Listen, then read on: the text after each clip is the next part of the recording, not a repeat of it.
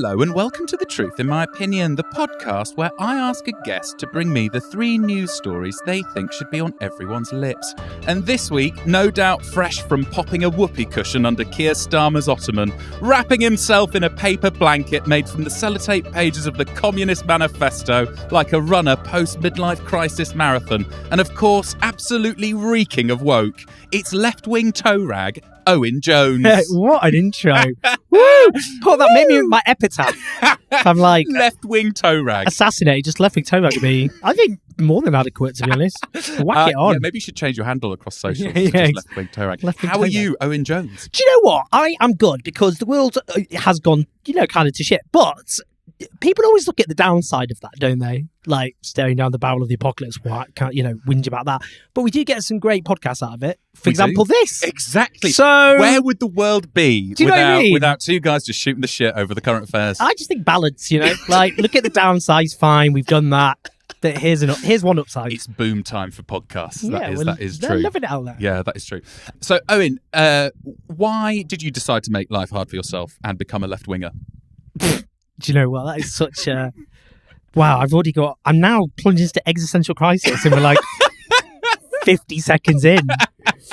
Do you know what? I'm kind of like a right-wing deviation compared to my parents because they were like, they met in 1968 at a left-wing rally, very romantic. Wow. Outside Tooting Beck Station. No. Snowstorm. So they went to the pub. Sounds very romantic. Anyway, but they were like revolutionary Trotskyists. My dad was like a full-time Trotskyist. And I'm not a revolutionary Trotskyist. So I'm kind of like a right-wing deviation. I'm like a right-wing shift compared to my family. But I guess, I did go up with an ethos, I guess. But it was weird because I am a geriatric millennial. And in the 90s, I guess, it felt a bit like, I don't know, there was this sense of kind of like apathy, I guess. Yeah. Around. It was this kind of like weird, we didn't, the economy was growing and living standards growing up. And that was all a mirage which exploded in the financial crash, but people could pretend. And it was before things like the Iraq war and everything just really just escalating out of control. So at the time, there was this sense of kind of, people resign and there is no alternative was the kind of general. Yeah. And I guess my parents had kind of given up. And I guess I rebelled against that to a degree. And I was, I grew up with a lot of people whose lives were quite difficult. Yeah. And I guess I had a general, not being a massive fan of injustice without sounding a bit twee. Yeah, well, that's what a headline grabbing what a grabbing headline we have in that Owen Jones is a right winger. Do you know what I mean? Right wing deviation from his parents. There are people on the internet who believe in that, and I'm not joking. There's a significant number of those people who think that. So okay, well, so I find this very interesting about left wing politics. What you just said there, because it's like it's quite a common thing that people are like, oh, people on the left, the worst enemy is people on the left. Like it eats itself alive. And you, you're probably, I'm not blowing smoke up your ass, you're probably one of, if not the most prominent left-winger, consistently left-wing sort of public-facing person in the UK. So you're telling me there are still left-wingers who don't think you're left-wing enough? Well, we really are scraping the barrel if that's true. But I think, because I guess I'm a democratic socialist. Yeah. And in some ways, I've become more left-wing, probably, to be honest. But that's just because the world got more... Do you know what I mean? So extreme. Things like your government facilitates a genocide. You start thinking, I don't really... you're less inclined to want to compromise with people like that, to be honest. Yes. I just think, red lines have been crossed. But I think, there are definitely people who... I guess if some people believe in, like the revolutionary, like we have an armed revolution, which I don't think is that practical, probably. So I guess I believe in like a revolutionary transformation of society. Sure. But I guess how we get there. And, but a lot of people have become very politicised. That's true. I think a lot of these people, to be honest, I think it gets blown up. A lot of them are, I guess, 20-year-olds in Utah with anime profiles who call themselves Marxist-Leninists. I see. And it might not necessarily... I'm glad you get bothered by them as well. Yeah, they're out of... Certainly, they've made themselves known. But I think that's fine. I like being critiqued from the left. Sometimes I think it's a bit like... some people like, you're a right-wing Zionist imperialist. I'm a bit like... I don't think that's true, but... You do enjoy it? You enjoy those... I don't enjoy that, no. I find sometimes that a bit like, oh, come on now. Yeah. Just listen to yourselves. I know, because that's my response when people are like, they say those things at me, and I'm just like, fuck's sake, I'm gonna vote reform. Yeah. If you keep coming at me with this shit, I'm gonna vote reform. I'd say what that does remind me of is, do you remember during, obviously, the Brexit period? And I voted for Remain even though I had problems with the EU, but obviously I voted for Remain on balance. And but then some of the ultra Remainers, I'm sorry, in the end, there was this one example. Oh my God, I was like literally hard Brexit. It was this picture at a Remainer demonstration. Now I'm talking about not the left, but these are kind of centrist types, I guess. Yeah. And they were two quite posh-looking women, if I'm honest, and they had their dog with them, very cute dog. But they then had a placard saying, "You tell Floppy that he can't have a pet passport to go skiing in the Alps." Theresa May. No. And I looked at that and I thought, I'm literally get us out forever. No deal now. Do you know what I mean? No deal. So sometimes, people can put you off based from whatever position. Yeah. That's true. I think every element of the political spectrum has people like that. It's true, yeah. So I was reading The Establishment, which is your second book, and in the foreword you say like, oh, the UK is approaching, like, it's like 2014, I think. You're like, the UK is approaching a general election next year and it'll be a real tipping point because we'll decide whether we'll continue to push this power towards the elite or whether we'll actually make a radical choice and help working people. And I was like, that is like, feels quite twee now. Yeah, like it's got so mental. Yeah. So my long-winded question is, in your experience of left-wing politics, has it ever been as worse as it is now? Well, it depends. It depends what we mean by that, because I mean, obviously, in terms of the general trajectory of the West, we've got the rise of fascism. Back in 2014, it was austerity neoliberalism. That was what was dominant.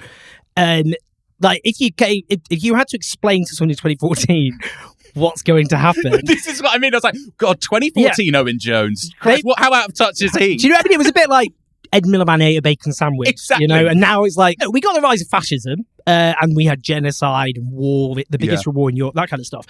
But you've also got the left is, I would say, there's a bigger audience for radical left ideas than there's ever been.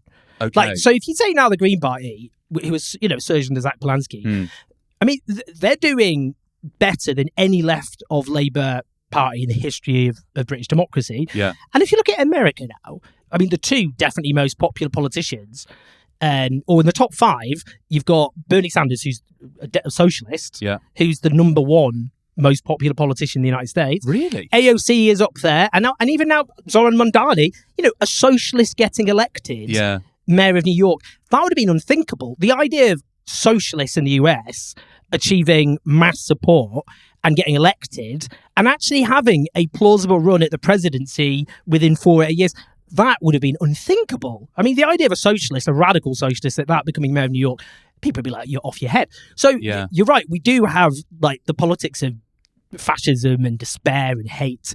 They're doing pretty well, I'm not gonna lie. Like, they're having a great time.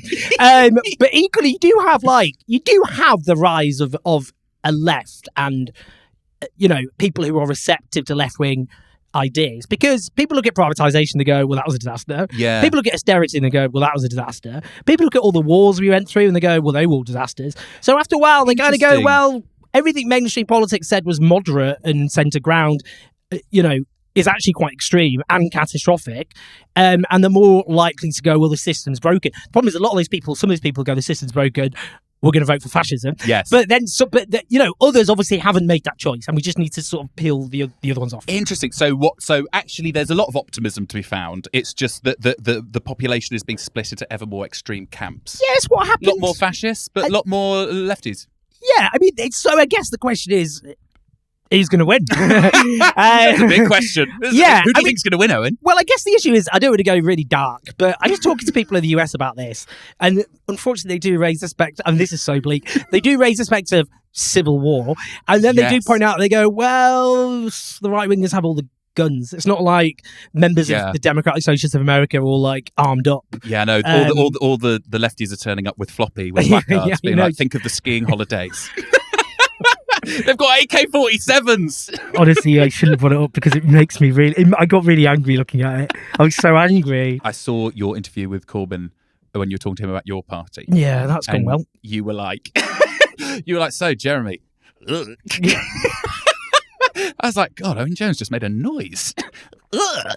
What do you make of that? What do you make of that?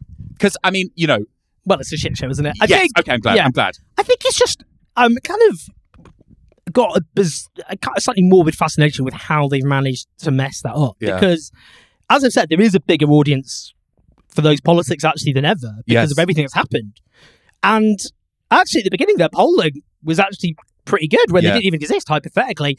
And 800,000 people signed up in with their interest. So they were basically like, here's a huge open goal. Yeah. Just kick a football in it. And what they did is got the football, douse it in petrol, and then just set it on fire. And now there's set themselves on fire. Now there's a fraud investigation. How the hell do you walk into criminality with an open goal like that? The football stadium's on fire. Everything's on fire. Everything's burnt to the ground. Okay, Owen Jones, political commentator, journalist. Are you a newsy person? What's that? What do you mean? Newsy? It's a question I ask every single person before this podcast. Are you into the news at all? I mean, I wish I wasn't for my own mental well-being. Do you know what I mean? Would it be great just to not have to read the news? Yeah. I literally just as you arrived to this recording, you said that to someone. You were like, just don't watch the news. Avoid it. Just avoid. If you don't have to do it. Obviously, I don't want it to do that. I want them to be very engaged, so I should go against that. Yeah. But, it is exhausting, isn't it? Yeah, I had to spend a lot, obviously, because my books and columns and videos, all I do in terms of when I'm not switching off from my insanity is just wading through what can only be described as quite a lot of shit. It's quite a lot of shit, isn't it? Just wading through in a hazmat suit. It's just you and the workers in the London sewers wading through shit day in, day out. Oof. Owen Jones, this is your news hour. The premise of this podcast is you bring 3 news stories you think everyone should be talking about. So I'd like you now to lead us into your first headline. British right-wing patriots cheer on Donald Trump. Here we go. Well, this is amusing, isn't it? So, Donald Trump, the far-right demagogue who should have been a drag queen, I hate how funny he can be. Do you know one of the funniest moments? I'm not trying to trivialise the threat he represents. Yeah, sure. And he should obviously be locked up. Yeah, this is a safe space. But, when Colin Powell, the former Secretary of State, died, who was served under George W. Bush, Donald Trump released a press release, which just slagged him off, and then ended with, anyway, may he rest in peace. It's just very funny. And another time, he was talking to a 7-year-old girl on the phone at Christmas, and he said, do you still believe in Father Christmas? Because it's 7, it's marginal, isn't it? Yeah. Obviously funny. It's brilliant. Yeah, he should have been a drag queen because he's so bitchy. He's really camp. He's so camp. So what's happened anyway is he tried to declare economic war on Britain because he wants to illegally invade and annex Greenland against the will of its people and Denmark because it's 2 million square kilometres of Danish territory. So he was going to impose tariffs beginning with 10%, then 25%, which would obviously have a devastating impact on the living standards and jobs and economy of people in Britain. Yeah. And then you watch GB News, patriotic news channel, isn't it?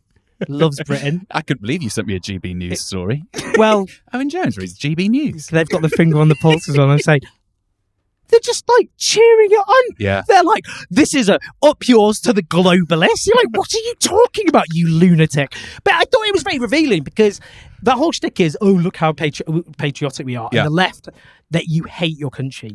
And, we hate our country because we want to redistribute wealth and power in favour of the average person in Britain. Yeah. We don't like illegally invading countries or murdering people abroad. Apparently that's patriotic. But if you... Then you're a right-wing patriot, a hostile foreign leader declares what can only be described as economic war against your country. Cheer it on, get out the buntings. We are loving it. All these people, and you see it all over social media. You had GB News doing it, and then you had, on social media, all these people with Patriot and British flags in there going, invade. I hope Donald Trump invades our country and removes that. What the hell are you talking? What? So that's patriotism now. You want to be invaded by a foreign power. Yes. So there was that, and also obviously the whole Chagos deal stuff, which because now those tariffs aren't going to happen because he kind of retreated. Yeah, he's changed his mind today, hasn't he? On the day of this recording, Donald Trump has changed his mind. So, I mean, he might just change his mind again. He's all over the place. Yeah. But the Chagos deal. So the whole point with the Chagos Islands is Britain colonised Mauritius against its consent, and then in the 60s just severed off the Chagos Islands from Mauritius when it became independent, ethnically cleansed its population. British diplomats privately said, we don't care, there were a bunch of Man Fridays, really just awful racist stuff. And then to build a military base on the stolen territory we'd ethnically cleansed. The last Conservative government accepted it was not legally or diplomatically tenable to hold on to it. So then they began the process of negotiating Mauritius to lease the land with the military base on it. Yeah. And then that was then signed under this government. And there's lots of criticisms of it because the Chagos, the people who were kicked off their own land, they don't want the military base there. And they just want their own right to national self-determination. So there's a critique to be made of it. But the fact is, the Tories and Labour negotiated this deal, and then, which was about land we'd stolen and committed a terrible war crime in. And then the US signed off on it. And then just because he's now pissed off, because Keir Starmer, who's literally just climbed up his arse as a strategy ever since he's been Prime Minister in the hope, that will assuage him, has done the bare minimum over Greenland by going, oh, please, if it's okay, just maybe on Greenland. If it's okay, please, Donald, no. God, it sounds like Keir Starmer trying to be sexy. It's really, really powerful. Donald, please. Donald. But it's interesting that going back to right-wing patriots, because Kemi Badenoch, on the Chagos Island thing, Kemi Badenoch was like, because then they cheered it on. So that's what I meant. Then they cheered it all on. Then they were like, yes, Donald, yes. Like, he's doing this to fuck over the country. He's not doing it because he's gone, well, actually, I don't agree that, the deal's not a good one. He's just gone, I'm annoyed with Britain, so I'm going to wage economic war with them and mess up this deal that I already approved. Yeah. So they should obviously go, look, we've had, even though we were negotiating the deal, we would have done the exact same thing if we were in government, and we're pretending otherwise in order to damage Labour ourselves. And it's so annoying when I have to defend Labour because I don't want to defend Keir Starmer. Please I don't want to defend him. I'm so angry about that, if nothing else. But then she's just stormed, and so Nigel Farage going, yes, Donald, he's showing. It's like, he should be seen as an enemy of this country. Yeah. He's a hostile foreign leader. And these are people go, we're patriotic, we love our country. The people we oppose are the people who hate their country, the stupid lefties. Yeah. They don't shag the flag and all that. It's just so ridiculous. Yeah. Because what is more unpatriotic than lining up with a hostile foreign leader who's trying to wreck your country, and also because he wants to invade Greenland? Completely. But also, when you sent this original story, this GB News thing, you think, oh, right-wing patriots, the flag shaggers. But like we've just established, it goes right up to the political leaders. Like Kemi Badenoch is now cheering on Donald Trump. Nigel Farage is cheering on Donald Trump. He did this thing when he was in Davos, considering he's so anti-elite. He was in Davos making a talk saying, actually, it'd be all right if America took control of Greenland. And it's all like you say, it's literally the definition of being unpatriotic. You're cheering on someone who is actively damaging your own country. And that's the thing, because every accusation is a confession. Because they often say about the left, if we, every time you oppose a war, they're like, oh, love Saddam Hussein, do you? Why are you such a stooge of Saddam Hussein? Why did you go and have sex with Saddam Hussein? They always try to make you out like you're a stooge for foreign power. You're like, I just don't want to kill a load of people if that's okay, with terrible bloody consequences. Yes. But they actually are stooges of a hostile foreign power. They actually are, I'm not going to say, they call people who actually, if we don't want to kill people abroad, or we want to redistribute wealth and power in a way that helps the average Briton, then we're traitors. They always, fling that around.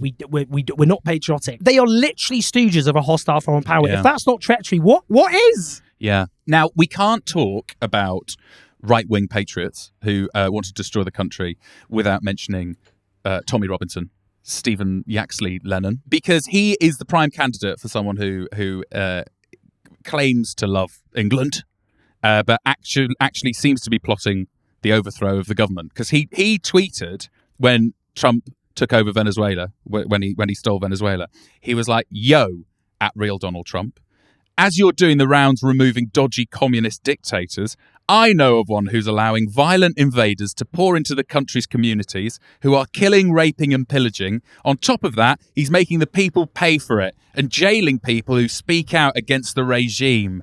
This is where he hides under armed guards. Coordinates, 10 Downing Street. And then he did another tweet where he said, "We would now love America and President Trump to free us from our tyrannical dictator," at Keir Starmer.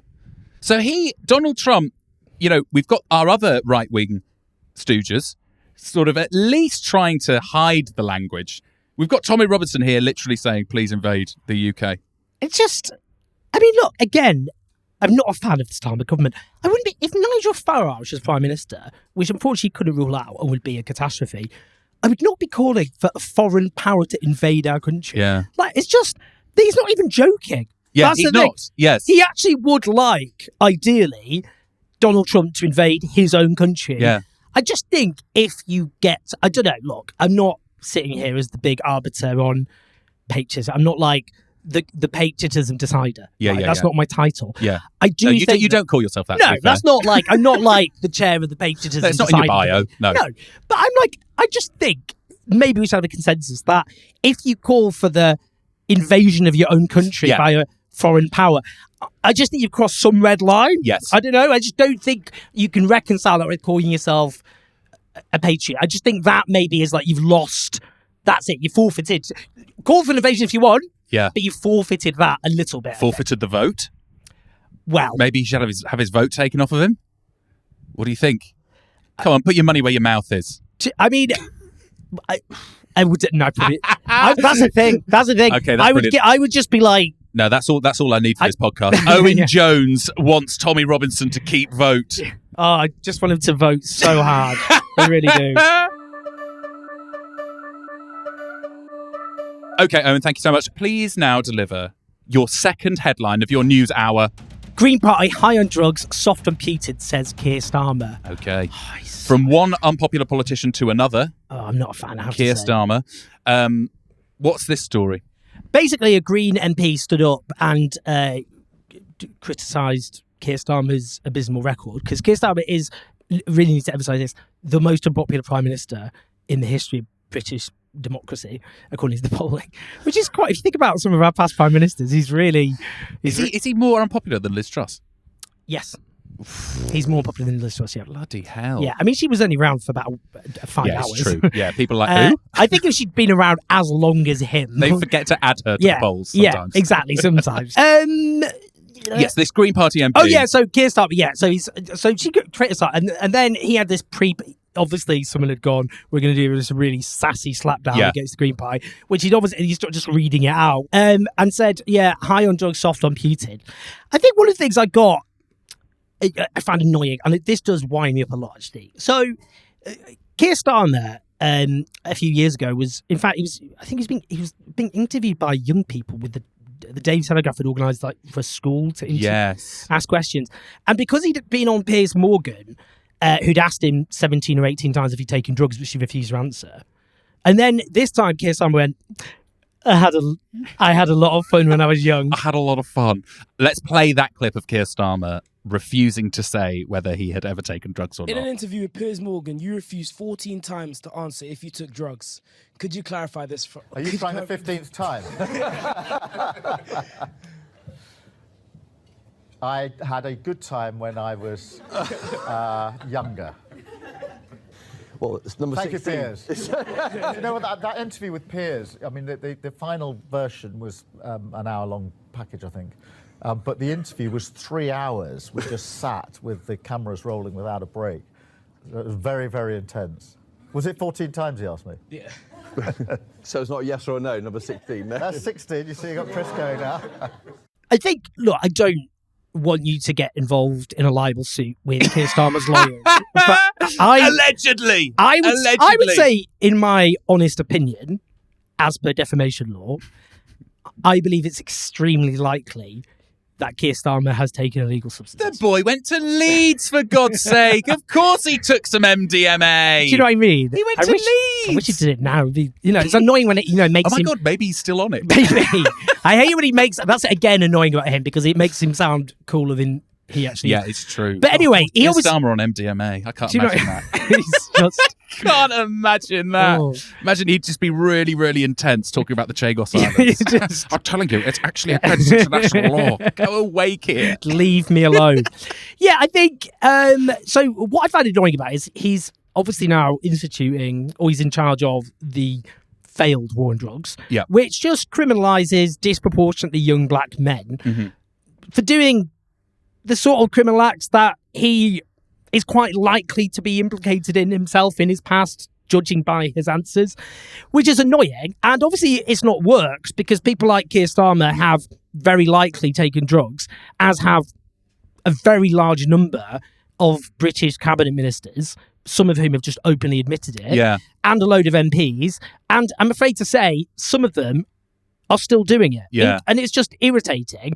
It's worse than irritating because they're they're demanding other people get locked up and arrested. They support those laws. And the war on drugs has failed. It should, since it was declared by Richard Nixon in 1970, far more people take drugs. The number of people who've been killed because of because at the moment, you get things like people getting addictions and then not getting treated. You get all sorts of nasty stuff being mixed up with drugs that are sold. You hand an entire industry to criminal gangs who use it to make vast sums of money and then use that as a base to commit other criminal acts. I mean, it's just a disaster. Yeah. If you look at Portugal, for example, and I'd start with decriminalisation, which is what they've done. And if in Portugal, what happens is, if you're found with drugs below a certain amount, then you're referred to a health clinic to assess if you've got any help, like addictions or anything that you need to be dealt with. If it's above a certain amount, then you're treated as a drug dealer and then it goes to the justice system, but whatever. But that is obviously a far more rational way of approaching it. And what that means is people who get problematic relationships with substances, obviously the biggest problem that we have with drugs in this country is alcohol, which is far worse a drug than the vast majority of criminalised drugs. I mean, if we discovered it the first time now, it'd be easily a Class A drug. Yeah. I mean, it's so destructive to people's health. In a way, it attacks every organ. It's obviously contributes to the obesity crisis, contributes to cancer. I mean, it's just a disaster. I drink in moderation, but I don't. do you not drink? No, I don't drink in moderation. Right. Owen. Hammer it now. I'm a legend, for God's Top sake. her up. But I mean, it's just, anyway, it's not rational. So obviously the Green Party are trying to end that irrational, broken system that doesn't work, except it works for and I know, I'm close to people who've had problematic relationships with drugs, and it's not fun.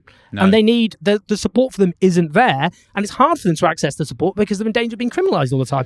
And so he knows it's not working, having likely taken drugs himself in the past. He knows the policy doesn't work, but he's a coward with no principles. He goes for the Green Party on this. They just give everyone crack cocaine and all the rest of it.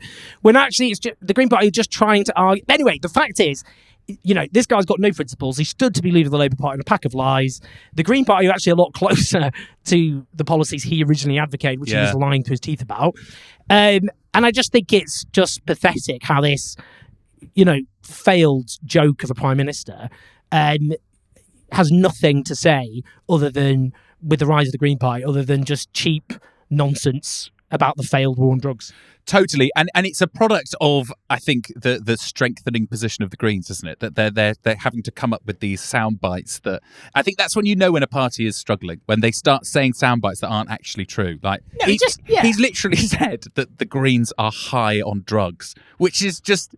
It's just not true. But Zach Polansky, I think, in sort of classic Polansky form, came back with a pretty good. Do you know what he came back with? He said, "Labour are low in the polls and hard on the country." Quite good. Oh, little zinger And then there. he said, "Fair play to whichever special advisor has written Keir a bit of a snarky line. Maybe Keir could take that energy to Trump on the warpath or the billionaire bosses ruining the country."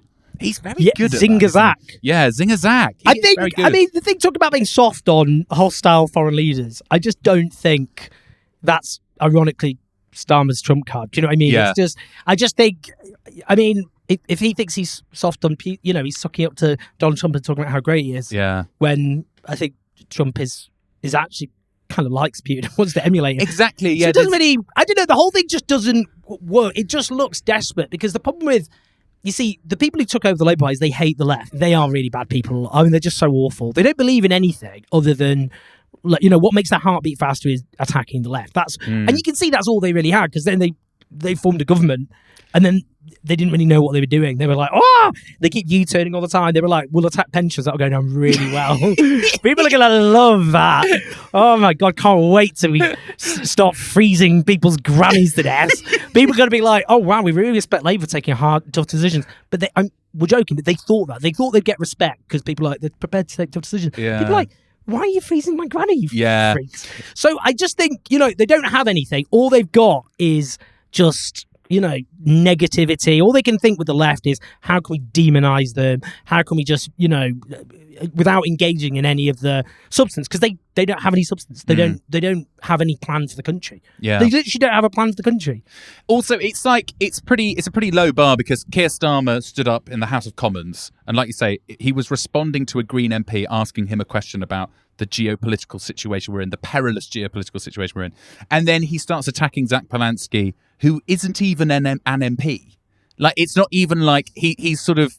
I think that shows how rattled they are. Because it's like, Zach Polanski isn't even an MP, yet he feels the need to make up stuff. Yeah. Well, the reason they're rattled as well is they did not see this coming. Because their view of the electorate is the left can just be ignored. They've got nowhere else to go. We only need to care about reform voters or like right-wing Tory voters.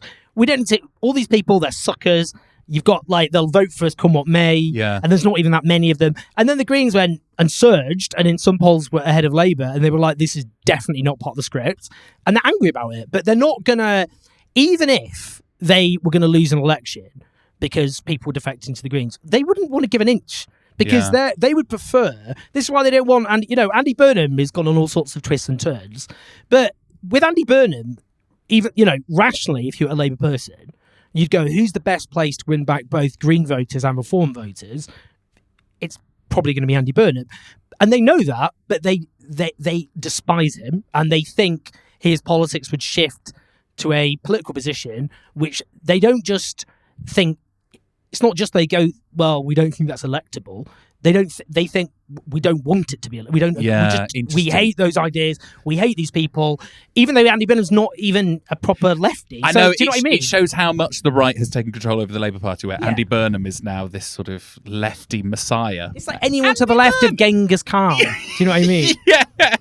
Yeah. Well, you said earlier that just before we end this section, you said you're not a natural Green, but do you think you'd join the Greens? Do you ever join the Greens? I don't want to. Do you know what? Because I joined the Labour Party when I was 15. I think my mum got me a Labour Party membership for my birthday. I'm such a loser.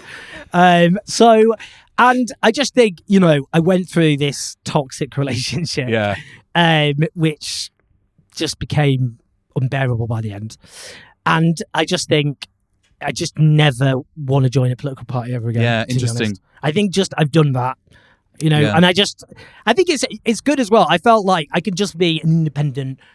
I was always an independent commentator, even though I was like, I'd always critique whoever, even, when the Labour Party was shifted to a position close to mine, I always criticise him. But I think it's good that I can just be, just be independent of it all. So when the Greens do things I disagree with, I'll say that. And they're not, it's not my natural home, but I wish them well, and I'll probably end up voting for them again. Yeah, interesting. We're really smashing down the pillars of political society. We've got the right. We've done them in. We've done Keir Starmer in. Zach Polanski's getting a good showing today, actually. Yeah, bless him. Bless Zach. Okay, Owen, well, could you please now lead us into your third and final headline? Cow scratching its own arse proves humans aren't special. Okay, it's a left field one.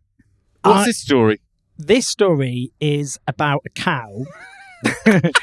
I love the sort of the contrast. Yeah, this story with everything else we've been talking about. Basically, it's able to use an instrument. I can't remember what the instrument. It's not a musical instrument. It's like a tool. What is it? It's a brush.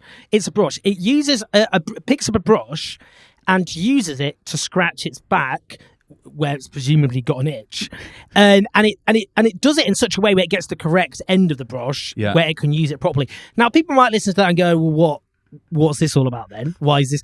The reason is actually using tools is seen as a very sophisticated form of intelligence.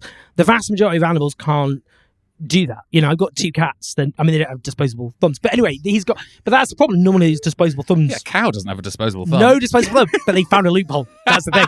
But the point is, people didn't think cows had that aptitude. They didn't think they're the most intellectual of creatures. Yes. And they thought, well, so the fact they can use tools, or this cow can, has made people think, well, we've misjudged cows. Because they'd say, the argument come back and go, maybe it's just an exceptional cow. But they, literally one of them said in response, like, it's not like this is the Einstein of cows. But it does mean they think that cows are just more intelligent, because that is such a sophisticated job. And I kind of want to take this opportunity to apologise to the cattle community, because I was pretty down on their abilities. You were pretty anti-cow. Well, when I was a kid, right, I was sent by my family to live on a farm in France for 6 months when I was 9 years old. I'm not going to go into that, but anyway, I was to learn French. And it was on a farm in Normandy, and I had to go chercher les vaches every day. I had to call in the cows for milk. And I just did not gel with cows. I didn't like them. Really? I thought they were stupid. I mean, look, I was 9 years old. I wasn't going to win Mensa, but I just thought they were stupid, and I was given a stick, right? And if they came anywhere near me, I whacked them, which is really. I know. It sounds like cow, because you asked, as in if they posed. I was only little. Yeah. Little 9-year-old. No, as in if they posed any threat, I had to just sort of whack them away. But anyway, and I was just like, stupid cows. Oh, les vaches, très stupide. Emmerdant. Just imagine Va te faire enculer, vache. tiny little Owen Jones in the middle of a field in France with a stick. Screaming and obscenities at a cow. I just did not appreciate them. And I just thought, I've always thought, because pigs, I understand pigs are very intelligent animals. Okay. I try to avoid eating pork because I don't think I should eat animals more intelligent than my cats. I think it just seems a bit off. Yeah. But and beef, I try to avoid beef normally. I basically don't eat chicken because I think they are stupid, by the way. Okay. I don't think they wait until flash forward sort of maybe 3 decades and you'll be eating your words again. Well, I'll be like, they'll find a chicken will be using a fucking spanner or like something. Yeah, using scissors to write a card. Doing DIY. Yeah, then you'll be back on here to talk about how stupid you are. Oh, what am I like? They turned out to be the most intelligent creature on earth, and they were just, playing along. Yeah, and cows, I thought avoid eating them because they do give up a lot of methane, which is not good for the planet. Yeah. So I thought maybe that, but now I'm like, well, maybe they're quite intelligent, and I feel really bad about it because I just thought they were really stupid. Well, yeah, this is quite an interesting story, actually, because I think what we're getting at here is sort of, in a way, the point of this story, which is we as humans observe the animal kingdom and we assume they're all thick. And like tool use, this cow using its tongue to scratch its arse with a broom, that is what's considered in science tool use, and that is as I think we've discussed, the evidence of a slightly higher intelligence, like an orangutan. Exactly. Now that's what we think. We're like, okay, like orangutans and monkeys and chimps, they're quite clever. But Owen, you're going to have to eat your own words here, because there's actually not a chicken. To be fair, not a chicken, but. There's a long list in this article. So, first of all, tool use was first... Magpies. Magpies? The classic. Yes. But do you know what? When I was growing up in Stockport, we got milk delivered to our door, and Shut up. They'd get what they'd always do, leave them outside, and they would dive bomb it. But they would obviously take off the top because they want the shiny stuff, and then they'd drink them. They'd just go and drink them. Well, there you go. A magpie using... Well, that's just using his beak. Yes, that's not tool But they do use. use tools, don't they? Magpies? They know that they're self-aware because they know their reflection is themselves, and that's very rare. Okay. Well, so maybe magpie isn't in this list, but there are birds in this list. So Jane Goodall, primatologist. I think she just died, didn't she? She was the one who first observed tool use in chimpanzees in the 60s. But get this. So since Jane Goodall, many more examples of animal tool use have been documented. Sea otters use stones, both as hammers to dislodge mollusks anchored to the seafloor and as anvils to help break the shells open. In Senegal, chimps sharpen the end of sticks. Yeah, we know chimps. We know them. Yeah. New Caledonian crows. An Orvid. What's that? Is that an Orvid that like magpies and crows or something? Oh, maybe they're I thought connected. Orvids is like the overarching bird. New Caledonian crows fashion exquisite hooks from plant stems, which they use to extract larvae from logs. That's really clever. And then there's walruses. They smack their heads against rocks. We've all been there. Is that too? Yeah. Oh, that's also not Last time I eat a walrus. Yeah, you could eat walruses. They sound thick. Octopuses, they take pot shots at each other with shells. No, I knew that. We should not be eating octopuses. That's really bad. They are really, because they have a very complex nervous system as well. Awful, really bad, awful. But really delicious. And firehawk raptors. Do you know what the fuck they are? They've been spotted picking up burning sticks from wildfires and then dropping them elsewhere to ignite fresh fires. They're fucking why are they going up burning? They're criminals. They're arsonists. I know. Can't they be like Cubans and just protect the planet? But the thing is, this broadly, what this story is getting at is that we as human beings, we're so immersed in our own world. Yeah. And actually, everything we've been talking about on this podcast is such a good reflection of that. We talk about our systems. We talk about our politicians. We talk about these things we create. Whereas actually, if we just look to our animal cousins, they are actually far cleverer and smarter. And if we recognise that, then maybe the world could become harmonious and everything would improve. That said, it was just a cow using something to scratch his it was ass. a thick fucking cow, to be fair. If every time I scratched my ass, some farmer gave me a round of applause. Jesus Christ. It's not that clever. Do you know what I mean? It's like, it's a party trick at best by a cow. Come back to me when you've written a book, Daisy. Owen's written 4. It was not even very good, but even so. Yeah, I just think, what I do think is, I do feel guilty as an omnivore, because even though I generally stick to chicken and fish, but I do think in the future, if we survive as a species, which we might not do that, but if we did, not destroy ourselves, I think we'll look back at eating animals and go, that was kind of weird. Like, when you go to a pub and they're just like an animal carcass hanging from the ceiling. Yes. You can just imagine in the future people going, that was pretty off, actually. Well, I think that about cars as well. I actually think that about lots of things, like walking down a road and there's a fucking bin lorry that comes sailing past you, pumping out shit. You're like, in 50 years, people will be like, you did what? There was like petrol and fumes around you. Yeah. It would, yeah. I reckon there was Brian Johnson, that that entrepreneur guy who pumps his own son's blood in him to stay alive. Have you heard of this guy? He's trying to live forever. He did a Louis Theroux episode. I know. It was just. I'm trying to work out if I can talk about this. Oh my God! What about? Well, it's just so like he started talking about monitoring how much of an erection his son had at night. Absolutely, yeah. Well, it was his erection. He measures his erection during the night. But he compared it. No, he compared it to his son's. No, he did. I think. Fucking hell, maybe it didn't sound right. Okay, it didn't.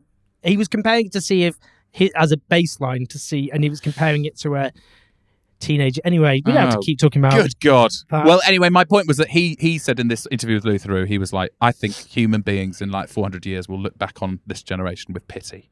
And I was like, oof, I kind of see that. Fucking eating meat and hanging in butchers and driving around in cars. We're disgusting. Yeah, when cows were just trying to... Those two pricks that used to laugh at a cow scratching its arse. What a bunch of thickos. We'll be like an example in the future of like anti-animal hatred.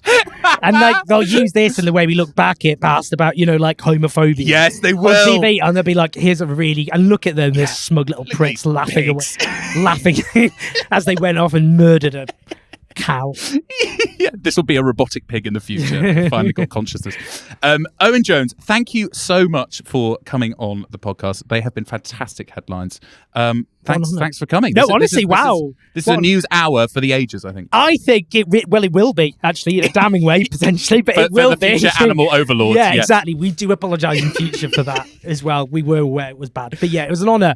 Please. Do you have anything to plug? You're writing a book? Oh yeah. Oh my God. I'm writing a book called The Fall of the West, which is coming out in October, but I don't know if the West will have like fallen by then. Yeah, it might have fallen by then. But people like, it's a history book. Didn't that happen in May?